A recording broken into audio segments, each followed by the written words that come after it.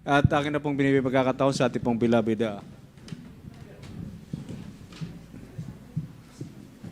praise the Lord, hallelujah. Beloved brother Joel Orita, praise the Lord to Jesus.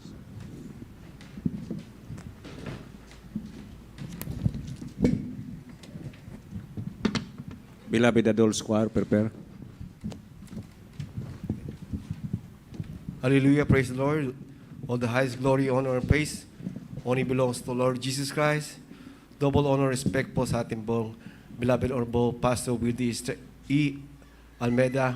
And ganun din po sa ating beloved Honorable Assistant Pastor Lina C. Almeida. Greetings po sa lahat ng mga beloved children, great-grandchildren, grandchildren, and in-laws po nating parents, the Lord po. Sa lahat po ng mga kapatiran, binabati ko po kayo ng mga magandang tanghali po sa inyo lahat. At ganoon din po, Happy Mother's Day po sa lahat, sa lahat po ng mga beloved mommies po. Praise the Lord, hallelujah. Ganoon din po, pangalawa po gusto kong magpasalamat sa ating mahal na Panginoon sa nalalapit kong karawan po sa Salaman. Sino po mag-aakala na noon sasabihin sa akin na one day dito po magpapatotoo ko, ipapatotoo ko po yung mga nagawa ko noon. Na sa kabutihan na ginawa natin mahal na Panginoon, taga noon, bago po makilala ating mahal na Panginoon, simula po noon na magulo na po aking buhay. Although kala ko po nung pagdating ko dito sa Amerika, nung ako po siguro magsisimula pa lang akong mag-high school, kala ko maiba na po yung buhay ko dahil nung sa Pilipinas po talaga noon, basagulero din po ako. Pero nung pagdating ko rito sa Amerika, sabi ko, another new beginning po sa akin. Pero hindi po nangyari yun na kadating ko pa lang dito, napaaway na po ako sa mga Amerikano.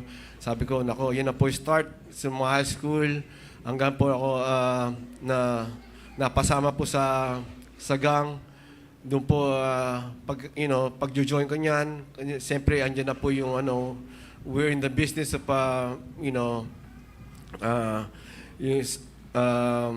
yung trouble po. Muntik na po ako noon, mapatay. Muntik na po ako makapatay. Muntik na rin po ako ma-overdose noon. Maraming muntik, pero yung muntik na po yun po yung ating mahal na Panginoon lagi pong gumigit na hallelujah. Niya pinapahintulot na may mangyari sa akin. Lalo po noon, I remember po noon, pag ako po nagda-drive, lagi po akong under the influence po noon. So marami pong disgrasya noon. Yung grabe po noon I remember nung sa freeway po noon na-aksidente po ako, halos nag-swerve na po ako noon. Thank God po, ando po ang mahal na Panginoon. Hindi ko po alam kung paano ko po na-control yung manibela. Grabe po ang ating mahal na Panginoon.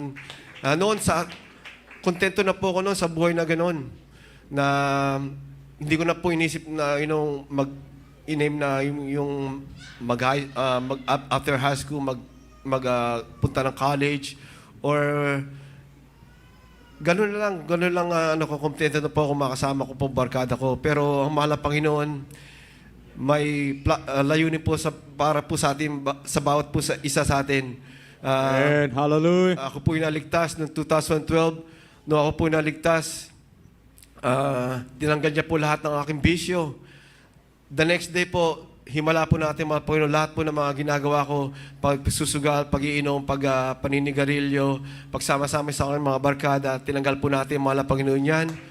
At ganoon din po nung, alam niyo po, patotoo ko lang po nung kinasal po kami, ganoon, I was very high po sa tinatawag nilang crystal meth po noon, nung nagre-ready po ako, nagpiprepare po sa aming wedding. At alam niyo po, nung nasa wedding reception na po kami, hindi ko po alam na ang aking pong beloved wife pa, nakausap po lang niya ang ating beloved pastor through phone po, long distance po. Yun po sabi sa akin na after mga ilang months na po nakalipas, tinanong sa aking beloved wife ng ating beloved pastor kung ako po iligtas. At sabi akong beloved wife, nag-reply siya na hindi pa po.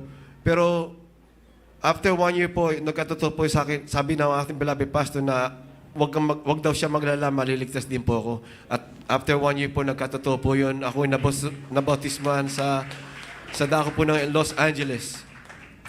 Alam niyo po, ganun din sa aking pong trabaho na noon, kontento po ako bilang isang janitor na lamang sa aking pong tinatrabaho na sa federal po.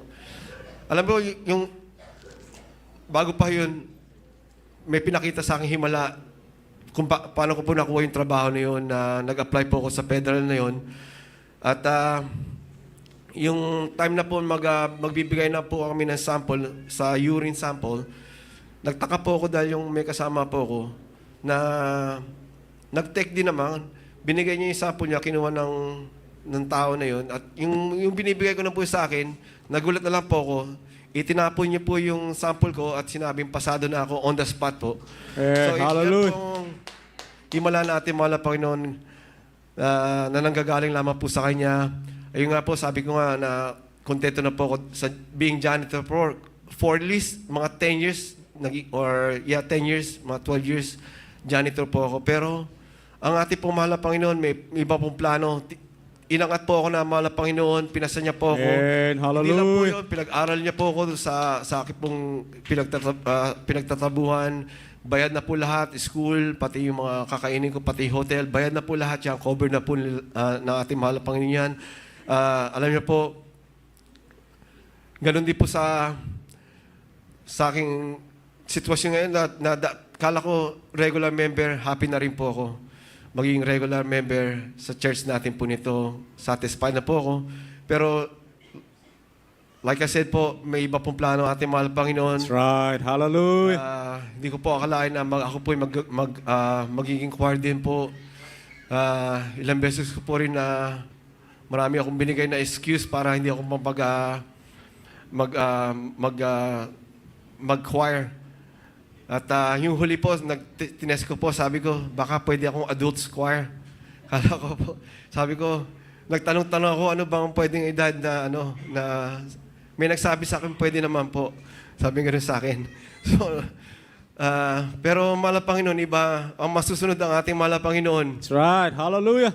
Yung mga excuses na binigay ko, sabi ko, alam niyo, meron akong kapatiran na nagsabi na bago po siya naging choir, kasi gusto siya gusto niya magsigurado na karapat-dapat siya, parang ganun. So nagbigay siya ng nag-ask siya ng 3 signs para po sa ating pong mahal na Panginoon. So ganun po sinabi ko sa kanila na okay, kung magko-choir ako, mag-aasa ko sa mahal na Panginoon ng 3 signs. So, yung first nga po na godmother po na aking beloved son na si Jonathan na panaginipan niya raw po ako through fasting po, nagpa-fasting po siya. Kasi nagtanong siya sa ating mahal na Panginoon, bakit laging masakitin ng aking pong anak nung siya po maliit pa. Lagi pong siyang lagnatin, lagi pong yun nga po, sinisipon. So nagtanong po siya at sa panaginip niya po, na nakita niya po ako nakasuot ng pang finest choir po. At sinabi niya po sa akin Hallelujah. Sinabi niya po sa akin noon, una talaga hindi ako mapaniwala. Sabi ko, baka gawa-gawa lamang po. Pero alam naman po natin, sa atin, wala po sa atin sinungaling.